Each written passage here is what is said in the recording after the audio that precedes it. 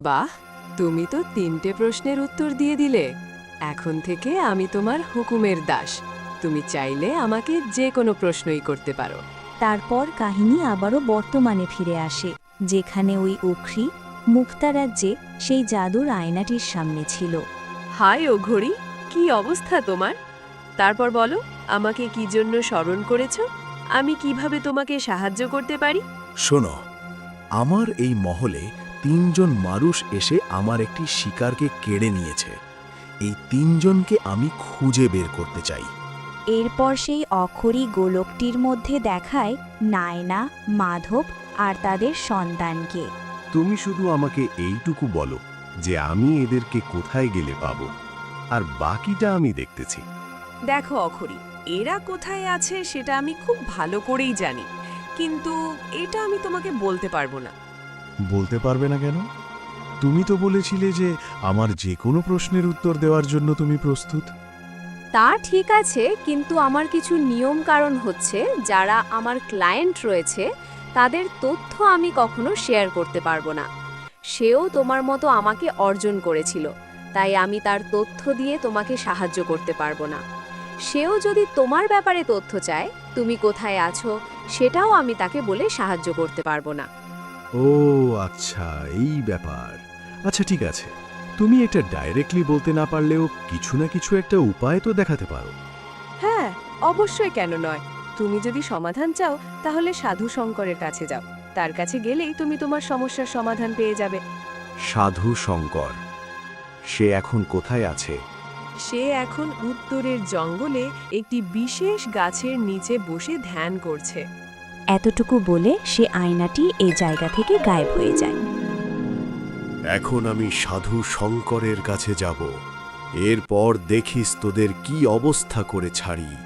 তোদের আর কোনো রক্ষা থাকবে না। এরপর সে অঘরিটি সাধু শঙ্করের কাছে যাওয়ার জন্য রওনা দেয়। বেশ খানিকক্ষণ পর সেই অঘরিটি সাধু শঙ্করের প্রায় কাছেই চলে যায়। তখন সে দেখে সেখানে অলরেডি নায়না, মাধব এবং তার সন্তানরা আগেই পৌঁছে গেছে। এতক্ষণ ধরে আমরা যে সাধু শঙ্করের খোঁজ করছিলাম, সেই সাধু শঙ্কর হচ্ছে এই অর্ধেক মানুষ এবং অর্ধেক গরুর শরীরওয়ালা প্রাণীটি। আরে বাপরে, এদেরকে তো কোনো সাধারণ মানুষ মনে হচ্ছে না। এরা তো আমার আগেই এইখানে এসে পৌঁছে গেছে। মনে হচ্ছে আমার বিরুদ্ধে এরা বড় কোনো ষড়যন্ত্র করছে। এখন এখান থেকে বের হওয়া যাবে না, দেখি ওরা কি করে। কিরে বৎস, তুই তো দেখছি তোর পুরো পরিবার নিয়ে এখানে চলে এসেছিস। কি ব্যাপার, আমার সাথে কি তোরাও সন্ন্যাসী হয়ে যাবি নাকি? না বাবা, আমরা এখানে সন্ন্যাসী হওয়ার জন্য আসিনি। আমরা এখানে একটি বিশেষ কারণে এসেছি, আর আমরা পুরো বিশ্বাস নিয়ে এসেছি যে আপনি আমাদেরকে সাহায্য করবেন। ঠিক আছে, বলো দেখি কিভাবে সাহায্য করতে পারি। আমার দ্বারা যদি সম্ভব হয় তাহলে আমি অবশ্যই চেষ্টা করে দেখব। বাবা, আমি হচ্ছি একজন নাগিন। আমার সাথে মাধবের বিয়ে হয়েছিল 20 বছর আগে। সে হচ্ছে একজন মানুষ। আমাদের 2টি সন্তান হয়েছে। এই সন্তানগুলো আমার মতো নাগের শক্তি নিয়ে জন্মেছে। এখন আমি চাচ্ছি আমার স্বামীকে নাগের শক্তি অর্জন করাতে, যেন আমরা সবাই একসাথে নাগলোকে বসবাস করতে পারি। কিন্তু এ পথ তো খুব একটা সহজ হবে না। তুই কি এত চাপ সহ্য করতে পারবি? ঠিক তখনই আমরা দেখি নাগরাজ অভিমন্যু সেখানে এসে পৌঁছে গেছে। সে এসে দেখে এখানে আগে থেকেই নায়না, মাধব এবং অন্যরা সাধুর সাথে কথা বলছে। তাই সে একটি গাছের আড়ালে লুকিয়ে থাকে। আরে, এরা তো দেখছি আমার থেকে 2 কদম এগিয়ে থাকে। আমাকে এখানে দাঁড়িয়ে শুনতে হবে ওরা কি পরিকল্পনা করছে। বাবা, এ পথ যত কঠিনই হোক কোনো সমস্যা নেই। আমি সব কিছু সহ্য করতে পারবো। আপনি আমাদেরকে পথটা দেখিয়ে দিন। দেখো নয়না, তোমার স্বামী মাধবকে যদি নাগের শক্তি অর্জন করাতে চাও, তাহলে সামনের অমাবস্যায় তোমাদেরকে মাঝরাতে খোলা মাঠে দাঁড়িয়ে মনে থেকে এটা চাইতে হবে। আর একটা কথা, যখনই সেখানে তোমার স্বামী সেই শক্তি অর্জন করবে, তখন তোমরা সবাই অজ্ঞান হয়ে যাবে, আর তোমার যে চেহারা রয়েছে সেটাও পরিবর্তন হয়ে যাবে। সাধু মহারাজ, কোনো সমস্যা নেই। আমার চেহারা পরিবর্তন হলেও আমরা একসাথে মিলেমিশে থাকতে পারবো। আমাদের মনের মিল থাকলে চেহারা তেমন কোনো বিষয় না। কি বলছে? ওর চেহারা পরিবর্তন হয়ে যাবে? তাহলে এটা তো আমার জন্য বিশাল বড় একটা সুযোগ। এই সুযোগ কোনো মতেই হাতছাড়া করা যাবে না। এরপর আমরা দেখি নায়না, মাধব আর তার সন্তানরা সেখান থেকে তাদের বাড়ির দিকে চলে যায়। তারা চলে যাওয়ার পর নাগরাজ, অভিমান্যু সাধু শঙ্করের কাছে এগিয়ে যায়। সাধু শঙ্কর, আমি তোমার কাছে একটা বিপদে পড়ে এসেছি। আশা করি তুমি আমাকে সাহায্য করবে, খালি হাতে ফিরাবে না। আরে না, খালি হাতে পিড়াবো কেন? আমার দ্বারা যদি তোমার কোনো উপকার হয় আমি অবশ্যই সেটা করার চেষ্টা করব। আমি নাগরাজ অভিমান্যু। আমার বাবা শ্যামদেব। সে একটি আয়নার 3টি কঠিন প্রশ্নের উত্তর দিতে গিয়ে একটি পাথরে পরিণত হয়ে গেছে। এখন আমি চাচ্ছি তাকে পাথর থেকে আবারও তার শরীর ফিরিয়ে দিতে। আর সেটা কিভাবে করতে পারবো সেটা জানার জন্যই আপনার কাছে এসেছি। দেখো, তোমার বাবা পাথর হয়ে গেছে। সে লোভ করেছিল, তাই সে সব কিছুকে তুচ্ছ মনে করে আর নিজেকেই সবচেয়ে বড় মনে করে। তাকে আবারও তার রূপ ফিরিয়ে দিতে হলে তোমাকে একটি সোনার তৈরি বক খুঁজে নিয়ে আসতে হবে। কি বলছেন? সোনার তৈরি বক আবার হয় নাকি? সোনার তৈরি বক আমি কোথায় পাবো? দেখো, অভিমান্যু সোনার তৈরি বক অবশ্যই আছে। এখন কোথায় আছে সেটা তোমাকেই খুঁজে দেখতে হবে। আমার যতটুকু বলার আমি বলেছি, বাকিটা পালন করার দায়িত্ব তোমার। ঠিক তখনই অভিমন্যুর মনে পড়ে যায় সেই জাদুর আয়নাটির কথা। এটা ভেবে সে নিশ্চিন্ত হয়ে যায় এবং সেখান থেকে সেই সাধুকে ধন্যবাদ জানিয়ে চলে যায়।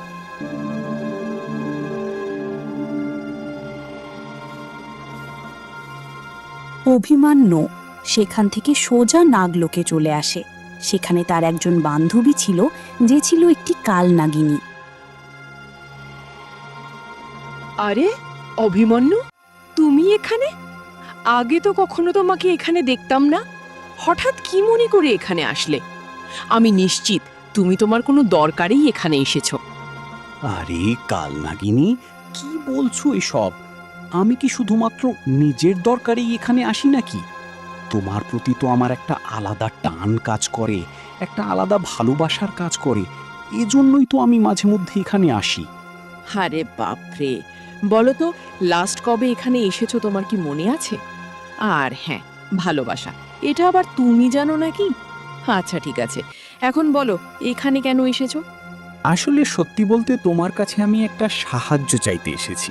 কি সাহায্য? তোমার বাবার ব্যাপারে?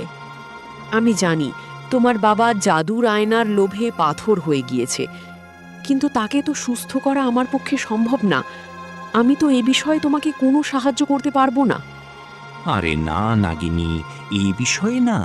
তুমি যে এই বিষয়ে কিছু করতে পারবে না সেটা তো আমি খুব ভালো করেই জানি। তবে তুমি যেটা করতে পারবে সেটা হচ্ছে অমাবস্যার রাতে নাইনা তার রূপ পরিবর্তন করবে। সে যখন তার রূপ পরিবর্তন করবে তখন তারা অজ্ঞান হয়ে যাবে। সেই সুযোগে তুমি নাইনাকে নিয়ে কোথাও একটা বন্দি করে রাখবে, আর তার জায়গায় তুমি বসে যাবে। আর তার পরিবারের সদস্যরা সেটা বুঝতেও পারবে না। তারা ভাববে সে রূপ পরিবর্তন করে তুমি হয়েছ। কি বলছো? এটা তো একটা ধোঁকাবাজি। এরকম 2 নাম্বারই কাজ আমি কেন করব? এটা আমি করতে পারবো না। আরে বাপরে, তুমি এত সাধু সাজতেছো কেন? মনে হয় জীবনে কখনো 2 নম্বরই কাজ ছুঁয়েও দেখো নাই। তোমার নামই তো হলো কালনাগিনী। তোমার নামের মধ্যেই তো একটা 2 নাম্বারই ভাইব রয়েছে। আচ্ছা ঠিক আছে, মনে কর আমি তোমার হয়ে তোমার কাজটা করে দিলাম, তার বিনিময়ে আমি কি পাবো? তুমি যদি আমার কাজটা সঠিকভাবে সফল করতে পারো তাহলে আমি তোমাকে ভবিষ্যতে এই নাগলোকের রানী বানাবো। অভিমান্যুর এই কথা শুনে সেই কালনাগিনীটি মনে মনে অনেক খুশি হয়ে যায় এবং সেই কাজটি করার জন্য সে সম্পূর্ণ প্রস্তুত হয়ে যায়। শোনো কালনাগিনী, তোমাকে যে কাজ দিয়েছে তুমি সেটা মনোযোগ দিয়ে করার চেষ্টা করো। আর আমাকে যেতে হবে আমার বাবাকে তার সঠিক রূপ ফিরিয়ে দেওয়ার জন্য। আমাকে একটি সোনার বক নিয়ে আসতে হবে এবং সেটি কোথায় আছে সেটা আগে খোঁজ নিতে হবে। এরপর অভিমান্যু নাগলোক থেকে বের হয়ে পড়ে একটা জায়গায় এসে দাঁড়িয়ে পড়ে। আর সে জাদুর আয়নাকে মনে মনে স্মরণ করে। কিছুক্ষণের ভেতরেই জাদুর আয়নাটি তার সামনে হাজির হয়ে যায়। হাই অভিমান্যু, কি ব্যাপার, কেমন আছো? হঠাৎ আমাকে স্মরণ করলে যে? আমি তোমাকে কিভাবে সাহায্য করতে পারি? তোমার কাছ থেকে আমার একটা বিষয় জানার ছিল। আমি একটি সোনার বক খুঁজতেছি। সোনার বক কোথায় রয়েছে আমি সেটা জানতে চাই। অবশ্যই, কেন নয়? তোমার অবশ্যই সেটা জানার অধিকার রয়েছে। সোনার বক রয়েছে তোমাদের গ্রামের পশ্চিমে যে একটি রাজ্য রয়েছে, সে রাজ্যে সোনার বক রয়েছে। কিন্তু সেটি আনা তোমার জন্য খুব চ্যালেঞ্জিং হয়ে যাবে। কোনো ব্যাপার নয়, যত কঠিনই হোক না কেন আমি সেখান থেকে সেটিকে নিয়ে আসবই। আচ্ছা, ঠিক আছে, তবে একটা কথা মনে রেখো, তোমাকে বিভ্রান্ত করার জন্য সেখানে দুটি সোনার বক থাকবে। একটি সোনার বক থাকবে সাধারণ খাঁচায়, আর একটি সোনার বক থাকবে সোনার খাঁচায়। তোমাকে অবশ্যই সাধারণ খাঁচাটি বাছাই করে নিতে হবে। সেখানে গিয়ে লোভ করা যাবে না, লোভ করলে বিপদে পড়ে যাবে। আচ্ছা ঠিক আছে, তোমাকে অনেক অনেক ধন্যবাদ। যদি আবার কখনো তোমার দরকার পড়ে তাহলে অবশ্যই আমি তোমার কাছে সাহায্য চাইব। অবশ্যই, কেন নয়? আমি তোমার হুকুমের গোলাম।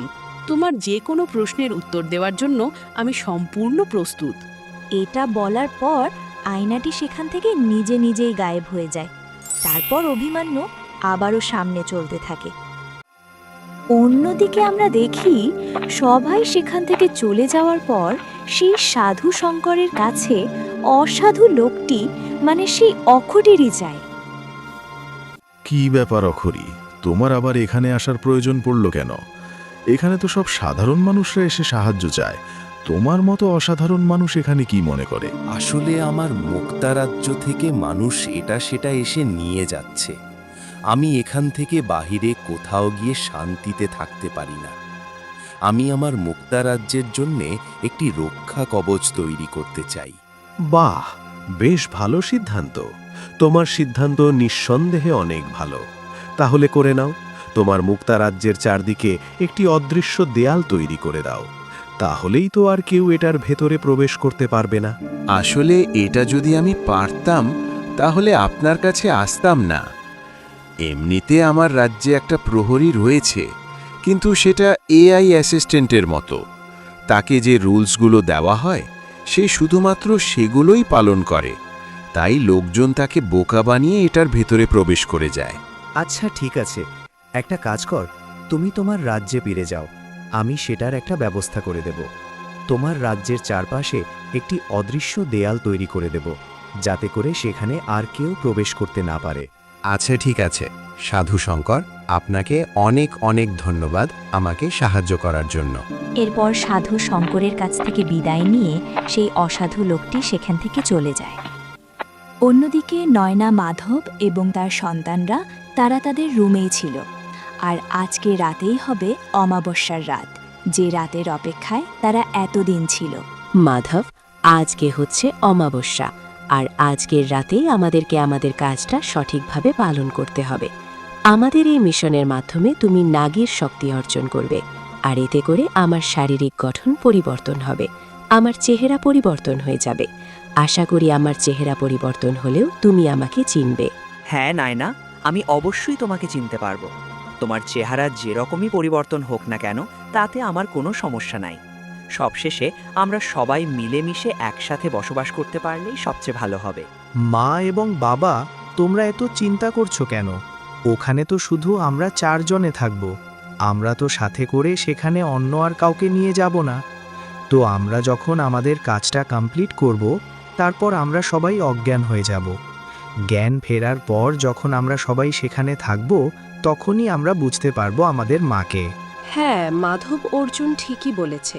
ওখানে যেহেতু শুধুমাত্র আমরা 4 জনই থাকব, তাহলে সেইখানে অজ্ঞান হওয়ার পরও আমরা 4 জনই থাকব, বাড়তি তো আর কেউ থাকবে না।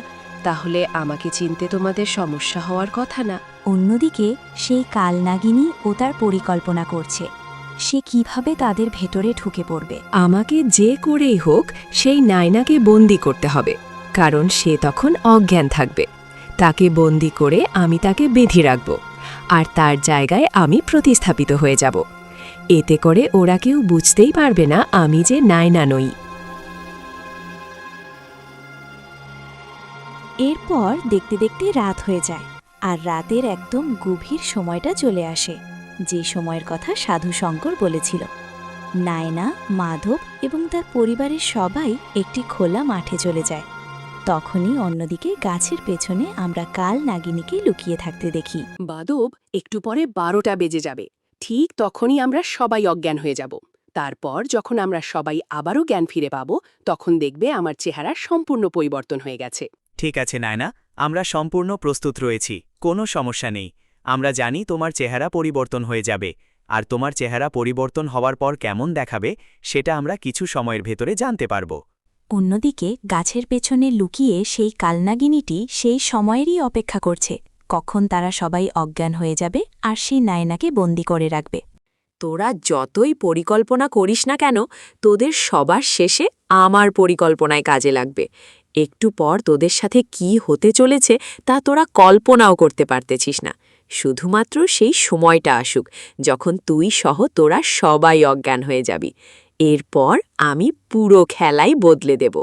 এরপর দেখতে দেখতে সেই সময়টা চলে আসে যখন মাধব নাগের শক্তি পায়, আর সেই সাথে নায়নার রূপ পরিবর্তন হয়ে যায়। সেই সাথে তারা সবাই কিছু সময়ের জন্য অজ্ঞান হয়ে যায়। এই তো, তারা সবাই অজ্ঞান হয়ে গেছে। এদের জ্ঞান ফেরার আগেই আমাকে যা করার করতে হবে, কোনো মতেই ভুল করা যাবে না। এরপর সেই কালনাগিনীটি নায়নাকে সেখান থেকে নিয়ে কালিন্দী জঙ্গলের গোপন একটি জায়গায় বন্দি করে রাখে। তারপর সে নায়নার জায়গায় গিয়ে অজ্ঞান হওয়ার নাটক করে শুয়ে পড়ে। কিছুক্ষণ বাদেই আমরা দেখতে পাই তাদের সবার জ্ঞান ফিরে গেছে। জ্ঞান ফেরার পর তারা দেখে সেখানে সেই কালনাগিনীকে, কিন্তু তারা মনে করে সেটা নায়না। নায়না, ওঠো, আমাদের সবার জ্ঞান ফিরে গেছে। আর কতক্ষণ? চোখ খোলো, এখন আর কোনো সমস্যাই হবে না। তারপর সেই কালনাগিনীটি তাদের সামনে অজ্ঞান থেকে জ্ঞানে ফিরে আসার নাটক করে। তারপর তারা সবাই নায়নাদের বাড়িতে ফিরে যায়।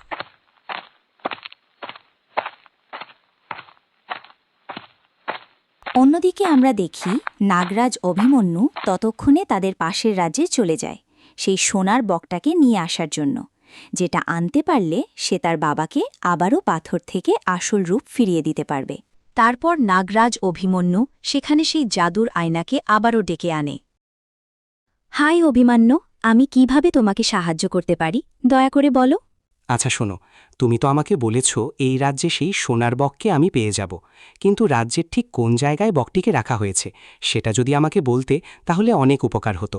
এতে করে আমি খুব সহজে জিনিসটাকে নিয়ে আসতে পারব। হ্যাঁ অভিমান্যু, তুমি বেশ ভালো কথাই মনে করেছ। দেখো, এখানে রাজ্যের মধ্যে তাদের গুপ্ত কারাগার রয়েছে। সেই কারাগারের পাশেই একটি কক্ষ রয়েছে। সেই কক্ষের মধ্যেই 2টি সোনার বক রয়েছে। আর তোমাকে আবারও আরেকটি কথা বলছি, দেখো, যে সোনার বকটি সাধারণ খাঁচায় থাকবে তুমি সেটাকেই নিয়ে আসবে, আর যেটা সোনার খাঁচায় থাকবে সেটাকে ভুলেও ছুতে যাবে না। আচ্ছা ঠিক আছে, তোমাকে অনেক অনেক ধন্যবাদ আমাকে সাহায্য করার জন্য। আবার যদি কোনো প্রয়োজন পড়ে তাহলে তোমাকে স্মরণ করব। তারপর সেখান থেকে সেই জাদুর আয়নাটি গায়েব হয়ে যায়। তারপর অভিমন্যু সে রাজ্যের ভেতরে এগোতে থাকে। ততক্ষণে প্রায় সন্ধ্যা হয়ে গেছে। রাজ্য একদম নিস্তব্ধ, নীরব হয়ে আছে। অভিমন্যু সেই জাদুর আয়নার কথা মতো এগোতে এগোতে কারাগারের পাশে যেই কক্ষটি রয়েছে সেখানে পৌঁছে যায়। আর সেখানে পৌঁছতেই সে সেই সোনার বকগুলো দেখতে পায়। আরে সত্যিই তো, আয়নার কথা মতো এখানে তো 2টি সোনার বক রয়েছে।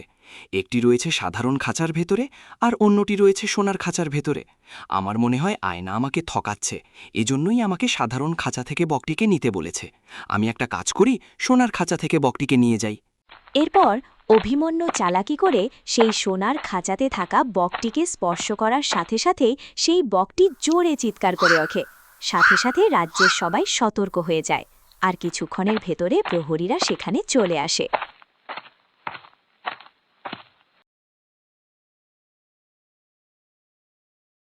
এই কে তুই? তোর এত বড় সাহস, তুই এই রাজ্যে এসেছিস চুরি করার জন্য? তুই জানিস এই রাজ্যে চুরি করার শাস্তি কি? চল, তোকে কালকে সকালে মহারাজের দরবারে হাজির করতে হবে। আজকে রাতটা কারাগারে থাকতে হবে। আমার কথা শোনো, আমি হচ্ছি নাগরাজ অভিমন্যু। আমি এখানে বিপদে পড়ে এসেছি। আমি মূলত কোনো চোর না, আমার পেশা চুরি করা না। আমি নাগলোকের রাজপুত্র। দেখ, তুই এখানে বেশি বকবক করিস না। চুরিতে ধরা পড়লে সবাই এরকমই বলে। কেউ বলে আমার বাবা মন্ত্রী, আমার বাবা এটা সেটা, এরকম অনেক কিছুই বলে। এসব অনেক পুরাতন তরিকা, এখন এগুলো কাজ করে না। তোকে যেটা বলেছি, চুপচাপ কথা না বলে আজকে রাতে কারাগারে থাকতে হবে, কালকে সকালে তোর বিচার হবে। প্রহরীরা নাগরাজ অভিমন্যুর কথা না শুনে তাকে কারাগারে বন্দি করে দেয়।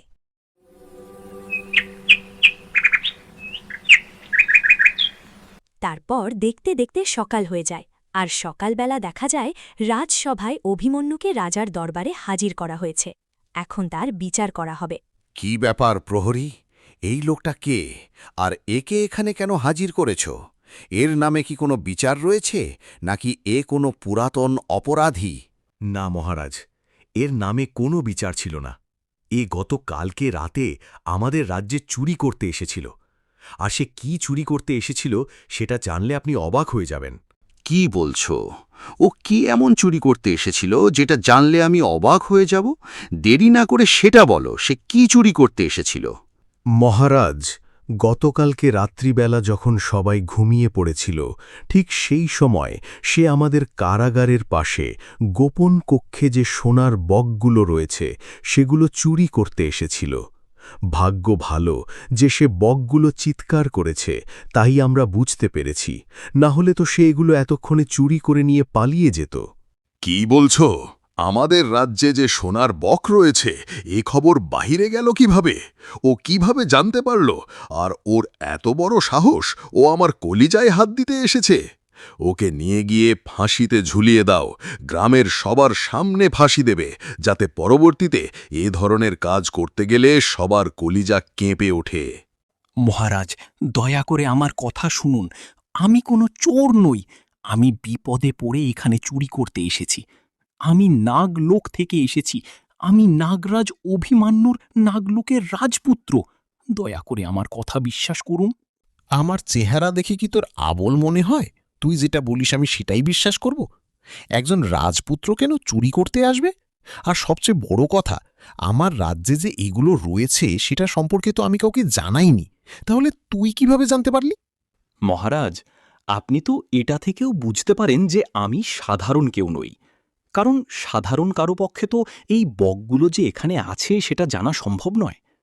আমার অবশ্য একটা দৈব শক্তি রয়েছে, যেটার মাধ্যমে আমি জানতে পেরেছি এগুলো সম্পর্কে। দেখ, তুই যেটাই বলিস না কেন, আমি তোর কথা বিশ্বাস করি না। তুই যদি এখান থেকে মুক্তি পেতে চাস, তাহলে তোকে আমার একটা কাজ করে দিতে হবে। তুই যদি আমার ওই কাজটা করে দিতে পারিস, তাহলে তোকে এখান থেকে মুক্ত করে দেব। সেই সাথে সোনার বকটিও তোকে দিয়ে দেব। আচ্ছা, ঠিক আছে মহারাজ, আপনি বলুন আপনার জন্য আমাকে কি করতে হবে। আমি সব শাস্তি মাথা পেতে নিতে প্রস্তুত আছি। তারপরও আমাকে সোনার বকটি নিয়ে যেতে হবে। তাহলে মনোযোগ দিয়ে শোন। আমাদের পাশের রাজ্য কাকরতলি রাজ্যে একটি সোনার ঘোড়া রয়েছে। তুই যদি ওই ঘোড়াটি এনে আমাকে দিতে পারিস, তাহলে আমি তোকে এখান থেকে ছেড়ে দেব। আমি আমার কথা রাখি, আমার কথার কোনো হেরফের হয় না। এটা শুনে অভিমন্যু কিছু সময়ের জন্য থমকে যায়। এসেছিল একটি সোনার বক চুরি করতে, এখন ফেঁসে গিয়ে তাকে সোনার ঘোড়া চুরি করতে হবে। আচ্ছা, ঠিক আছে মহারাজ, আমি কাকরতলি রাজ্য থেকে সেই সোনার ঘোড়াটি চুরি করে এনে আপনাকে দেব। আমাকে 2 দিন সময় দিন। আচ্ছা, ঠিক আছে, তোকে 2 দিন সময় দিলাম। তুই ঘোড়াটা চুরি করে এনে আমাকে দিবি। আর হ্যাঁ, একটি কথা মনে রাখিস, তুই যদি কোনো চালাকি করার চেষ্টা করিস, যদি মনে করিস এই সুযোগে এখান থেকে পালিয়ে যাবি, তাহলে এটা হবে তোর জীবনের সবচেয়ে বড় বোকামি। না মহারাজ, আমি একটা রাজপুত্র, নাগরাজ। আমি জীবনে পালিয়ে যাওয়া শিখিনি, লড়াই করতে শিখেছি। এটা নিয়ে আপনাকে চিন্তা করতে হবে না, আপনি নিশ্চিন্ত থাকতে পারেন। আচ্ছা, ঠিক আছে, দেখা যাবে। তুই তাহলে এখন যা, কাজে লেগে পড়। এরপর নাগরাজ অভিমন্যু সে রাজ্য থেকে বের হয়ে পড়ে। সে যখন রাজ্য থেকে বের হয়, কিছুটা সামনে আসে, একটি নির্জন জায়গায় সেই আয়নাটা এমনি এমনি তার সামনে চলে আসে। কি ব্যাপার অভিমন্যু, তুমি সোনার বক নিয়ে আসোনি? ওই রাজা তোমাকে এমনি এমনি ছেড়ে দিয়েছে, তোমাকে বন্দি করেনি? আমি বুঝতে পেরেছি, তুমি আমাকে নিয়ে মজা ওড়াচ্ছ। আচ্ছা, আমাকে ক্ষমা করে দাও। আমি তোমার কথা না শুনে নিজের মতো করে সেই সোনার খাঁচা থেকে বক আনতে গেছিলাম। এখন সেই রাজা তো আমাকে হাতে হারিকেন ধরিয়ে দিয়েছে। দেখো, আমি খুব ভালো করেই জানি সেই রাজা এখন তোমাকে বলেছে কাকরতলি রাজ্য থেকে একটি সোনার ঘোড়া চুরি করে এনে দিতে। তোমার কি মনে হয় এটা এতটাই সহজ হবে? না, আমার কাছে এটা মোটেও সহজ লাগেনি। কারণ সে একজন রাজা হয়ে যে কাজটা করতে পারছে না, সেটা আমার পক্ষে মোটেও খুব সহজ কিছু হবে না। এটা আমি তখনই আন্দাজ করতে পেরেছিলাম। এত সহজ কাজই যদি হতো তাহলে আমাকে এটা শাস্তি হিসেবে দেওয়া হতো না। দেখো, তুমি যদি এটা করতে না পারো তাহলে ওই রাজা কিন্তু তোমাকে এমনি এমনি ছেড়ে দেবে না। সে তোমাকে তার রাজ্যে ফাঁসিতে ঝুলিয়ে দেবে, কারণ তার রাজ্যে চুরির শাস্তি একটাই, সেটা হচ্ছে মৃত্যুদণ্ড। আচ্ছা দেখো, দুনিয়া যতই উল্টে পাল্টে যাক না কেন, আমি জানি আমি তোমার কাছ থেকে সামান্য পরিমাণ হলেও সাহায্য আশা করতে পারি। আমি জানি তুমি আমাকে অবশ্যই সহজ কোনো না কোনো পথ দেখাতে পারবে। অবশ্যই, কেন নয়? তুমি আমার কথা শোনো কিংবা না শোনো, আমি তোমাকে পথ দেখাতে বাধ্য, কিন্তু সে পথে হাঁটার দায়িত্ব তোমার। দেখো, তুমি যদি ওখান থেকে সোনার ঘোড়াটাকে চুরি করতে চাও তাহলে তোমাকে রাত ঠিক 1টার সময় সেখানে যেতে হবে, কারণ ওই সময় রাজ্যের সবাই গভীর ঘুমে আচ্ছন্ন থাকে। আচ্ছা ঠিক আছে, তোমার কথা এবার আমি অক্ষরে অক্ষরে পালন করব। নিজের মতো চালাকি করে কিছুই করব না। তুমি আমার কথা শোনো কিংবা না শোনো, তাতে আমার কোনো লাভও নেই, আবার কোনো ক্ষতিও নেই। সবকিছু তোমার মর্জি। এখন তাহলে আমি যাচ্ছি। যদি কখনো দরকার পড়ে তাহলে আবার স্মরণ করিও, আমি হাজির হয়ে যাব। এটা বলে আয়নাটি সেখান থেকে গায়েব হয়ে যায়।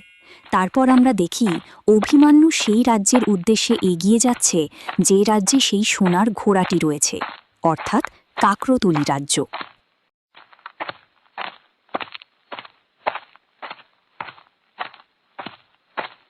ঠিক অন্যদিকে আমরা দেখতে পাই মাধব এবং সেই নকল নায়না অর্থাৎ কাল নাগিনী এবং তাদের সন্তানরা সবাই বাড়িতে বসে আছে।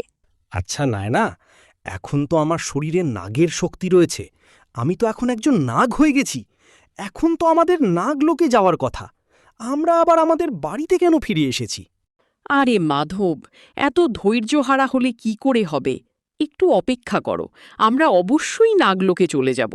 সঠিক সময় যখন আসবে আমরা তখনই চলে যাব। কি বলছো মা? সঠিক সময়ের কি আছে?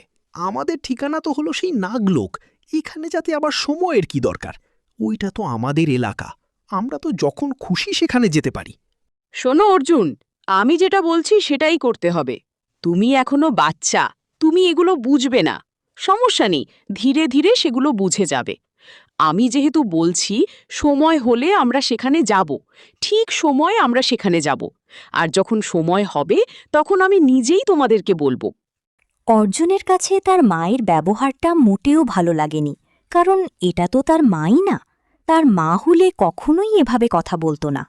অন্যদিকে কালিন্দী জঙ্গলে আমরা দেখি সেই ডাইনিটি একটি জায়গা দিয়ে হেঁটে যাচ্ছিল। ঠিক সেই সময় সে একটি গুহার পাশে কারো চিৎকার করার আওয়াজ শুনতে পায়। কি ব্যাপার? এই গভীর জঙ্গলে কে চিৎকার করছে? চিৎকারটা শুনে মানুষের গলার আওয়াজ মনে হচ্ছে। একটা কাজ করি, গুহার ভেতরে গিয়ে দেখি এখানে কি হচ্ছে। তার কিছুক্ষণ বাদে সেই ডাইনিটি গুহার ভেতরে প্রবেশ করে। গুহার ভেতরে প্রবেশ করতেই সে নয়নাকে দেখতে পায়, কিন্তু তাকে চিনতে পারে না, কারণ তার চেহারা পরিবর্তন হয়ে গেছে। আরে ডাইনি, তুমি? ভালো হয়েছে তুমি এখানে এসেছো। এখন দয়া করে আমাকে এখান থেকে মুক্ত করে দাও। আমি যদি আমার বাড়িতে ফিরে যেতে দেরি হয়ে যায় তাহলে খুব অনিষ্ট হয়ে যাবে। হে, কে তুমি? আর তুমি যেভাবে কথা বলছো মনে হচ্ছে তুমি আমাকে আগে থেকেই চিনো। আমি তোমাকে কেন সহ্য করব? ডাইনি, তুমি মনে হয় আমাকে চিনতে পারো নাই। আমি হচ্ছে নাইনা, নাগিনী নাইনা। আগের বারে আমি আমার স্বামী মাধবের সাথে এই জঙ্গলে এসেছিলাম। সে সময় তুমি আমাকে আটক করেছিলে। দেখো, একদম মিথ্যা বলবে না। আমার স্মৃতিশক্তি এতটাও দুর্বল না। আমি নাইনাকে খুব ভালো করেই চিনি। তুমি কখনো নাইনা হতে পারো না। তার চেহারা আমার খুব ভালো করে মনে আছে। কিছুদিন আগে কোনো একটা কারণে আমার রূপ পরিবর্তন হয়েছে। এ কারণে তুমি আমাকে চিনতে পারছো না। আমি নায়না, দয়া করে আমার কথা বিশ্বাস করো। দেখো, আমি এভাবে কিভাবে তোমাকে বিশ্বাস করব? তুমি এমন কোনো প্রমাণ দিতে পারবে যে তুমি নয়না, যেটার মাধ্যমে আমি বুঝতে পারবা তুমি সত্যি কথা বলছো? হ্যাঁ, আমরা যখন এখানে এসেছিলাম তখন তোমার মেয়ে একে রাক্ষসীর হাতে বন্দী ছিল। সে তখন একটি চাঁপা ফুল হয়ে তার বাগানে ফুল হয়ে বন্দী ছিল। আমরা গিয়ে তাকে সেখান থেকে উদ্ধার করে নিয়ে এসেছিলাম। এ কথা শোনার পর ডাইনিটি চমকে ওঠে এবং কিছুক্ষণের জন্য অবাক হয়ে যায় এবং সে বুঝতে পারে এটা সত্যি সত্যি নাইনা, কারণ এই কথা তারা ছাড়া আর কেউ জানে না।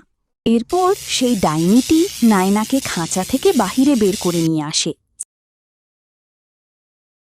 এ কথা তুমি কিভাবে জানতে পারলে? এটা তো কারো পক্ষে জানা সম্ভব নয়। তার মানে তুমি কি নায়না? কিন্তু তোমার চেহারা তো নায়নার মতো নয়। দেখো ডাইনি, আমি হচ্ছি নায়না, নয়তো আমি কিভাবে জানবো যে তোমার মেয়ে আগে একটি চাপা ফুল হয়ে রাক্ষসের কাছে বন্দী ছিল? আমি তোমাকে আগেও বলেছি যে একটি বিশেষ কারণে আমার রূপ পরিবর্তন হয়ে গেছে। যাই হোক, তোমার চেহারা কিন্তু খুব বেশি একটা পরিবর্তন হয়নি। তোমাকে দেখেই বোঝা যাচ্ছে যে তুমি নায়না। আচ্ছা, তুমি এখানে এই গুহার ভেতরে কিভাবে বন্দী হলে? আসলে আমার যখন রূপ পরিবর্তন হয়েছিল তখন আমার স্বামী মাধব নাগের শক্তি পেয়েছে, আর সেই সময় আমরা সবাই অজ্ঞান হয়ে গিয়েছিলাম। সেই সময় কি হয়েছিল সেটা আমি আর জানি না। তারপর যখন আমার জ্ঞান ফিরে, আমি দেখি আমি এই গুহার ভেতরে বন্দী হয়ে আছি। ও আচ্ছা, তাহলে এই ব্যাপার। তাহলে তো তোমার পক্ষে জানা সম্ভব নয় যে তোমাকে কিভাবে এখানে এনে বন্দি করেছিল। আমার পক্ষে অবশ্যই সম্ভব। কেন সম্ভব হবে না? ডাইনি, তুমি হয়তো ভুলে গেছো যে আমার কাছে সেই জাদুর আয়নাটি রয়েছে। তাকে আমি যে কোনো প্রশ্ন করি না কেন, সেই প্রশ্নের উত্তর দিতে সে বাধ্য। আমি যদি তাকে এই প্রশ্নটা জিজ্ঞেস করি যে আমি অজ্ঞান হওয়ার পর কি হয়েছিল, তাহলে সে অবশ্যই সেই প্রশ্নটির উত্তর দিবে। ওহো, তুমি ঠিকই বলেছ। আমি তো ভুলেই গিয়েছিলাম। তোমার জন্য তো এখন এটা অনেক বেশি সহজ হয়ে গেল। তুমি তোমার শত্রুকে এটার মাধ্যমেই চিনতে পারবে। তাহলে আর দেরি না করে সে জাদুর আয়নাটাকে ডেকে জিজ্ঞেস করে নাও সেদিন কি হয়েছিল। এরপর আমরা দেখি ডাইনির কথা মতো নয়না তখনই সেই জাদুর আয়নাটিকে স্মরণ করে। কিছুক্ষণের মধ্যেই সেই আয়নাটি তাদের সামনে হাজির হয়ে যায়। হাই নায়না, কি অবস্থা? আমি কিভাবে তোমাকে সাহায্য করতে পারি? আচ্ছা, জাদুর আয়না। নায়নাকে নাকি কেউ একজন এই জঙ্গলের মধ্যে একটি গুহায় বন্দি করে রেখেছিল, কিন্তু সে অজ্ঞান ছিল, তাই কিছুই জানে না তার সাথে কি ঘটেছিল। সেটাই জানতে চাচ্ছি। দেখো ডাইনি, আমি এখানে নায়নার ডাকে হাজির হয়েছি, আর আমি তোমার কোনো প্রশ্নের উত্তর দিতে বাধ্য নই। আমি শুধুমাত্র নায়না যে প্রশ্ন করবে সেটার উত্তর দেব। কি ব্যাপার আয়না? আমার সাথে কি তুমি মজা নিচ্ছ নাকি? এমন ব্যবহার করছো মনে হচ্ছে যে তুমি আমাকে আজ প্রথম দেখেছ। তোমার কি মনে আছে সেদিন আমিও প্রশ্নের উত্তর দিয়েছিলাম? আরে ডাইনি, রিল্যাক্স। আমি তো শুধু মজা করছিলাম। তুমি তো দেখছি সিরিয়াস হয়ে গেছো। তোমার মাথায় তো গরম কেন বলো তো? আচ্ছা আয়না, এসব হেয়ালি বাদ দাও, আর বলো আমি সেদিন যখন অজ্ঞান হয়ে গিয়েছিলাম তারপর কি হয়েছিল? কিভাবে আমি এখানে এই গুহার ভেতরে এসেছি? কি আমাকে এখানে এনে বন্দি করেছে? নায়না, সেদিন তোমরা যখন সাধু শঙ্করের সাথে কথা বলছিলে, সে যখন তোমাদেরকে এই বিষয়টি বলছিল যে তোমার রূপ পরিবর্তন হয়ে যাবে আর তারপর তোমরা সবাই অজ্ঞান হয়ে যাবে, তোমাদের এই কথাটা নাগরাজ অভিমন্যু শুনে ফেলেছিল। তারপর সে তার বান্ধবী কালনাগিনীকে বলেছিল তোমরা যখন অজ্ঞান হয়ে যাবে তখন তোমাকে বন্দি করে সে যেন তোমার জায়গায় শুয়ে পড়ে। তার মানে কি সে এখন আমার পরিবারের সঙ্গে একসাথে বসবাস করছে? সে কি এখন আমার বাড়িতে? হ্যাঁ নায়না, সে এখন তোমার বাড়িতে, তোমার স্বামী এবং সন্তান তারা মনে করছে সেই কাল নাগিনীটা আসলে তুমি, কারণ তারা তো সেই সময় অজ্ঞান হয়ে গেছিল। অজ্ঞান হওয়ার পর তোমার রূপ পরিবর্তন হয়েছে। তারা ভেবেছে তোমার রূপ পরিবর্তন হয়ে তুমি ওইটাই হয়ে গেছো, অর্থাৎ সেই কাল নাগিনীকে তারা নয় না ভাবছে। সে যদি আমার পরিবারের সাথে থাকে আর নাগরাজ অভিমন্যু যেহেতু তাকে এখানে পাঠিয়েছে, তাহলে তাদের উদ্দেশ্য কখনোই ভালো হতে পারে না। তারা এখানে খারাপ কোনো মতলব নিয়েই এসেছে। তারা আমার পরিবারের ক্ষতি করতে চাচ্ছে। আমার পরিবারের ক্ষতি করার আগেই আমি একে দেখে নেব। আচ্ছা নায়না, ঠিক আছে, তাহলে তুমি কি আমার কাছ থেকে আর কিছু জানতে চাও, নাকি এখন আমি বিদায় নিতে পারি? ঠিক আছে জাদু রায়না, তুমি এখন যেতে পারো। আবারও যখন তোমাকে দরকার পড়বে তখন স্মরণ করব। এরপর সেখান থেকে সেই জাদুর আয়নাটি গায়েব হয়ে যায়। নায়না, তোমার বিপদে আমি তোমাকে একা ছেড়ে দেব না। আমি তোমাকে এই জঙ্গল থেকে সহি সালামতে বের করে দিব এবং সেই কাল নাগিনীর হাত থেকে তোমার পরিবারকে রক্ষা করার যুদ্ধে আমি তোমার সাথে থাকব। না ডাইনি, আমি তোমাকে বিপদে ফেলতে চাই না। তুমি এখানে যেভাবে আছো সেভাবে আরামে নিজের জীবনটাকে উপভোগ করো। শুধু শুধু আমার ঝামেলা কেন নিজের মাথায় নেবে? নায়না, তোমার কি মনে আছে একসময় আমার ঝামেলা তুমি তোমার মাথায় নিয়েছিলে?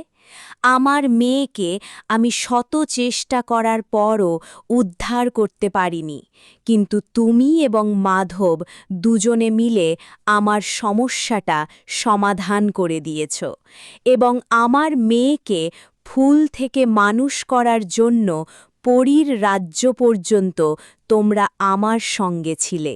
এখন কিভাবে আমি তোমাকে একা ছেড়ে দেই?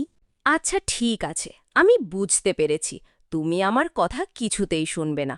চলো তাহলে আমরা দুজনে গিয়ে সেই কাল নাগিনীর মায়েরে বা পাকিস্তান করে ছেড়ে দিব। এরপর কাহিনী পরিবর্তন হয় আর আমরা নাগরাজ অভিমন্যুকে দেখতে পাই। সে গিয়েছে সেই কাকরতলি রাজ্যে, যেই রাজ্যে সেই সোনার ঘোড়াটি রয়েছে। নাগরাজ অভিমন্যু সেই রাজ্যের ঘোড়াশালে যায়, গিয়ে দেখে সত্যি সত্যি সেখানে একটি সোনার ঘোড়া রয়েছে, কিন্তু আশেপাশে প্রহরীরা রয়েছে। এখন সে চুরি করতে পারবে না। আরে সত্যি সত্যি তো এখানে একটি সোনার ঘোড়া রয়েছে।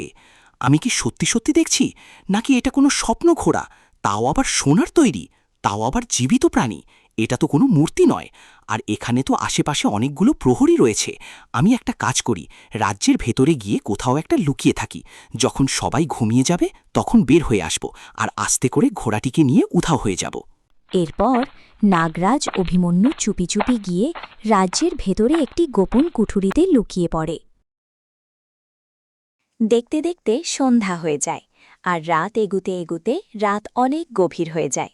ততক্ষণে কিছু প্রহরী বাদে বাকি সবাই গভীর ঘুমে আচ্ছন্ন হয়ে গেছে। এখন তো অনেক রাত হয়ে গেছে, এখন মনে হয় সবাই ঘুমিয়ে গেছে। যাই, গিয়ে এই সুযোগে ঘোড়াটিকে উধাও করে দেই। ঘোড়াটিকে নিয়ে গিয়ে সেই রাজাকে দিতে পারলে সে আমাকে সোনার বকটি দিয়ে দেবে, যাতে করে আমি আমার বাবাকে মুক্ত করতে পারব। অভিমন্যু এটা ভেবে বের হতেই যাচ্ছিল, ঠিক সেই সময় সেই শয়তানটি তার সামনে চলে আসে, যেটাকে দেখে অভিমন্যু কিছুটা অবাকই হয়, কারণ এখন তো সেই শয়তানের কাছ থেকে তার তেমন কোনো সাহায্য নেওয়ার দরকার নেই। আরে শয়তান মশাই, আপনি এখানে? তা হঠাৎ কি মনে করে? আমি তো এখন আপনাকে স্মরণ করিনি। দেখো অভিমন্যু, তুমি শুধুমাত্র আমাকে স্মরণ করলেই যে আমি উপস্থিত হব, বিষয়টা এরকম নয়। আমি সবসময় তোমার উপকার করতে আসি, এখনও তোমার উপকার করতে এসেছি। কিন্তু মশাই, আমার জানা মতে এই মুহূর্তে তো আমার আপনার কাছ থেকে কোনো সাহায্য নেওয়ার দরকার নেই। এমন কোনো পরিস্থিতিও তৈরি হয়নি যে আপনাকে দরকার হবে। আপনাকে তো বিশাল বড় বড় কাজে লাগবে। আপনাকে এসব ছোটখাটো কাজে আমি স্মরণ করব নাকি? অভিমন্যু, তুমি যে একটা বোকা সেটা আমি আগে থেকেই জানি। তোমার মাথার মধ্যে এক ছটাকও বুদ্ধি নেই। আরে শয়তান মশাই, আমি আপনার এত প্রশংসা করলাম আর আপনি আমাকে উল্টো অপমান করছেন। সত্যি কি আমি বোকা? বোকা নয় তো কি? তোর কি মনে হয় তুই এই ঘোড়াটা এখান থেকে চুরি করে নিয়ে ওই রাজাকে দিয়ে দিলে তুই জিতে যাবি? তোর কি মনে হয় এটা কোনো সাধারণ ঘোড়া? ওই রাজা কি তোকে এমনি এমনি এটা চুরি করার জন্য পাঠিয়েছে? এটা থেকে সে অনেক বেশি ফায়দা লুটে নেবে আর বিনিময়ে তোকে দিবে একটি ছোট বক্সি, বিষয়টা একবার ভেবে দেখ।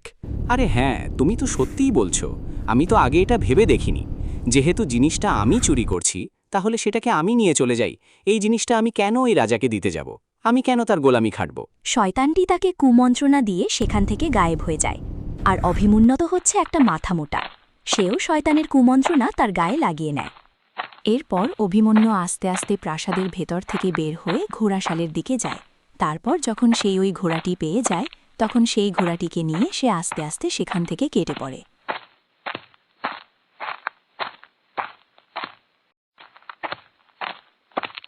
এরপর অভিমন্যু সেই ঘোড়াটিকে নিয়ে সেই রাজ্য পার হয়ে তার নিজের এলাকার দিকে চলে যেতে লাগে। ঠিক সেই সময় সেই রাজার সৈন্যবাহিনীরা তাকে আটকে ফেলে, কারণ ওই সৈন্যবাহিনীরা সব সময় অভিমন্যুকে চোখে রাখছিল। সৈন্যবাহিনীরা তাকে নিয়ে সোজা রাজার সামনে চলে আসে। মহারাজ, এই নাগরাজ অভিমন্যু তো আপনার সাথে বেইমানি করেছে। সে আপনাকে ধোঁকা দেওয়ার চেষ্টা করেছিল। ভাগ্য ভালো যে আপনি আমাদেরকে তার পেছনে লাগিয়ে দিয়েছেন, নয়তো সে এই সোনার ঘোড়াটিকে নিয়ে তার নিজের এলাকার দিকে চলে যাচ্ছিল। কি বলছো? ওর এত বড় স্পর্ধা! আমি তোকে ভালো মানুষ মনে করেছিলাম। এখন তো দেখছি সে একটা প্রফেশনাল চোর। ওকে এভাবে ছাড়া যাবে না। একটা কাজ করো, ওকে নিয়ে কারাগারে বন্দি করে দাও। ওকে ফাঁসিতে ঝুলিয়ে দেব। মহারাজ, আমার কথা বিশ্বাস করুন, আমি প্রফেশনালি কোনো চোর নই। আমি এখানে প্রথমত এসেছি সোনার বকটি নেওয়ার জন্য, কারণ আমার বাবা একটি অভিশাপের কারণে পাথরের মূর্তি হয়ে গেছে। এখন তাকে আবার তার স্বাভাবিক রূপে পেরিয়ে আনতে হলে এই সোনার বকটি লাগবে, তাই আমি এটাই চুরি করতে এসেছি, তাছাড়া আর কিছুই নয়। তুই একটা রাজার সামনে দাঁড়িয়ে আবারও মিথ্যা কথা বলছিস। তোর কথাই যদি সত্যি হয়, তাহলে তুই এখান থেকে সোনার বক না নিয়ে সোনার ঘোড়াটি নিয়ে কেন পালিয়ে যাচ্ছিলি? তোর যদি বকই দরকার হয়, তাহলে তো তুই যে করেই হোক এই বক নিয়ে যাওয়ার কথা। তুই কেন ঘোড়া নিয়ে পালাচ্ছিলি? আসলে তুই তো একটা জাত চোর। আমাকে মাফ করে দিন মহারাজ, আমি একটা শয়তানের ফাঁদে পড়ে ভুল করে ফেলেছি। আমি আসলে এটা চিন্তা করেই দেখিনি যে এই ঘোড়াটা আমার কোনো কাজে লাগবে না। আমার যদি কিছু কাজে লাগে, তাহলে সেটা হচ্ছে সোনার বক। সৈন্যরাই ধোঁকাবাজার কোনো কথাই বিশ্বাস করবে না। একটা কাজ করো, ওকে নিয়ে কারাগারে বন্দি করে দাও। কালকে ওর বিচার হবে।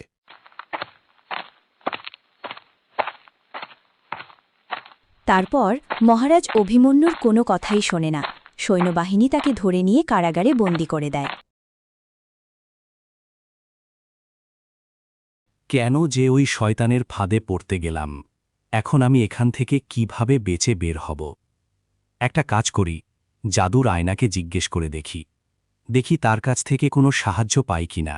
এরপর অভিমন্যু সে কারাগারের মধ্যেই জাদুর আয়নাকে স্মরণ করে এবং কিছুক্ষণের ভেতরে সেই কারাগারের ভেতরে জাদুর আয়নাটি হাজির হয়ে যায়।